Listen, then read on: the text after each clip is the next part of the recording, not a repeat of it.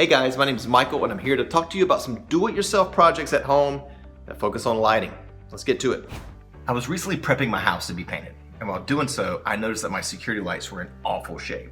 You know, the big glass incandescent bulbs where one's working and one's not, and anytime one goes out, you have to get on a ladder and change it.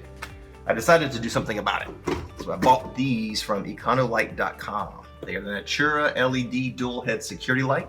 They're super cheap, and it says they're really easy to install. Let's find out. So here's the installation.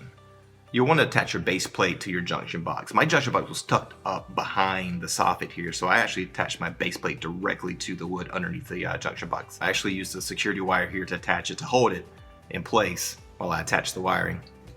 Then it's as simple as connecting your black to your black, your white to your white, putting on your caps, tucking your cables into your junction box, and simply putting in the bottom screw right into the base plate. It is that simple.